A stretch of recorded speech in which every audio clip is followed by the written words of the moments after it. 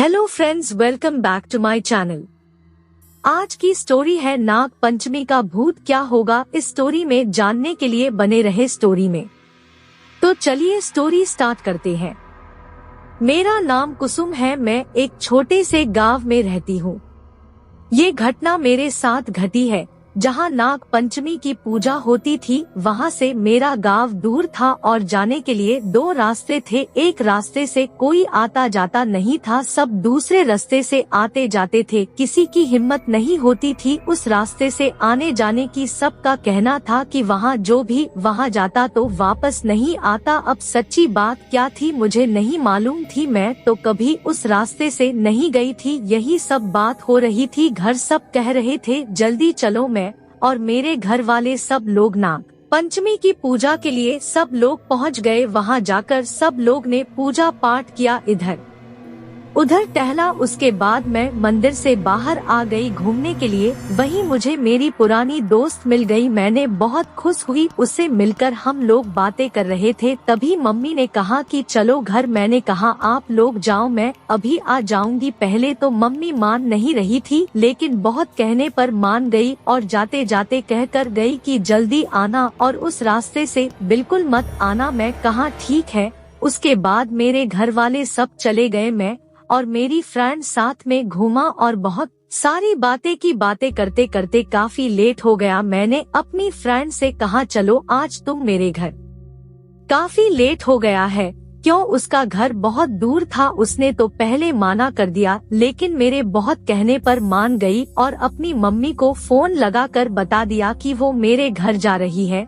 उसके बाद हम दोनों मेरे घर जाने के लिए निकल गए। रास्ते में वही रास्ता पड़ा। कोमल ने मुझसे पूछा कि कौन से रास्ते से आने से तुम्हारी मम्मी ने माना किया था और क्यों किया था, तो मैंने उसे सारी बात बताई। वो मेरी बात सुनकर हंसने लगी और कहने लगी को तुम पढ़ी लिखी होकर भी ये सब मानती हो? मैंने कहा मैं मानती नहीं हूँ, लेकिन जब घर वालों ने माना कर दिया तो मैंने कभी कोशिश नहीं की जाने की। तब उसने मुझसे कहा चलो आज चलते हैं इस रास्ते से, यहाँ कुछ नहीं, सब लोग बस बकवास करते हैं। यहाँ हम लोग चलेंगे तो सबका भ्रम टूट जाएगा कि यहाँ कुछ नहीं है।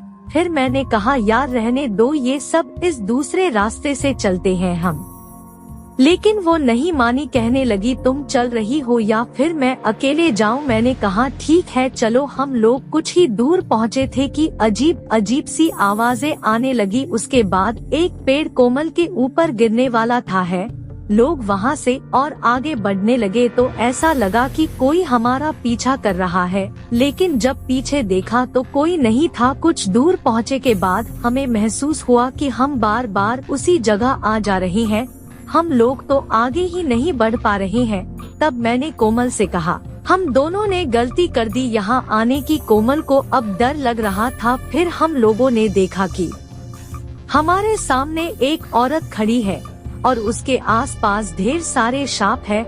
हम दोनों एकदम डर गए और वहाँ से भागने लगे, लेकिन वहाँ से निकल नहीं पा रहे थे। फिर हम रोने लगे और उस औरत से डरते हुए बोलो आप कौन हो, हमें जाने दो प्लीज। तब उस औरत ने गुस्से में कहा तुम दोनों की हिम्मत कैसे हुई यहाँ आने की? हम दोनों से उससे माफी मांगी और कहा हम दोनों को जाने दो, हम इधर कभी भूल कर भी नहीं आएगा। लेकिन उसने कहा नहीं, तुम दोनों को तो सजा मिलेगी। और वो अपने सांपों के तरफ देखा और इशारा किया। उसके बाद वो सांप हमारे तरफ बढ़ने लगे। हम बहुत डर गए कि अब नहीं बचेगा। लेकिन कोमल ने उस औरत से कहा हम दोनों ने तुम्हारा क्या बिगाड़ा है, हमें क्यों मार रही हो? इतना सुनकर औरत ने अपने सांपों को रोका और हमसे बोला कि मैं यहाँ बहुत खुश रहती। मेरा भी एक छोटा सा परिवार था, लेकिन मैं यहाँ की नहीं थी। मेरा गांव दूसरी जगह था। जब मैं यहाँ आई अपने परिवार के साथ तो यहाँ एक बूढ़ा आदमी रहता था। वो बहुत अच्छा था, मुझे और मेरे पूरे परिवार को बहुत प्यार करता था। उसका कहा कि मेरा कोई भी नहीं है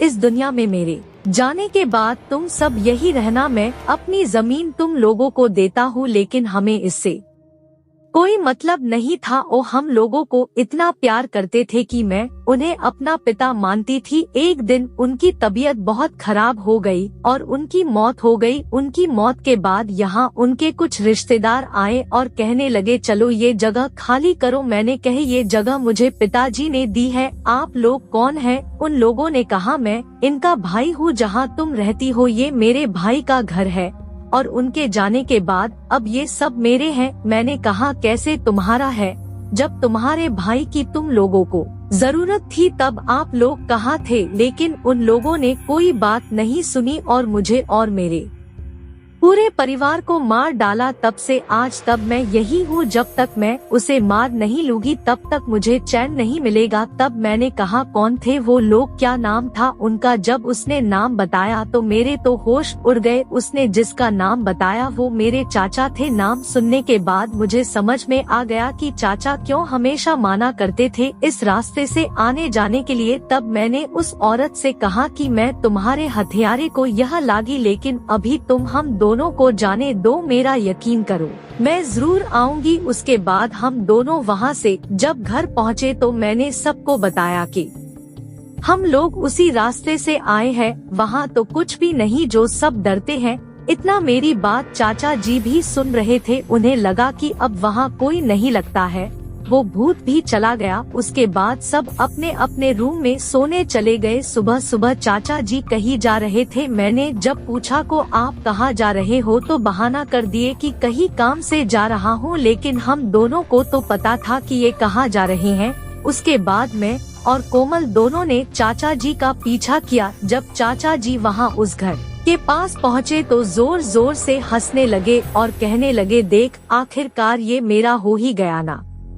तभी वहाँ वो औरत भी आ गई। वो कल से ज्यादा भयानक लग रही थी। उसने कहा तुम आ ही गए, अब मैं अपनी मैं का बदला लूंगी। उनसे जैसे ही चाचा पर हमला किया हम लोग सामने आ गए और उससे कहा कि प्लीज चाचा जी को छोड़ दो, उन्हें उनके किए की सजा मिल रही है। चाचा जी को कैंसर हो गया है और ये बहुत बीमार रहते हैं। भूतिया औरत ने जब ये सुना तो कहा तुम्हारी यही सजा है, तुम ऐसे ही तड़प तड़प के मरोगे, लेकिन तुम्हें ये जगह कभी नहीं मिलेगी।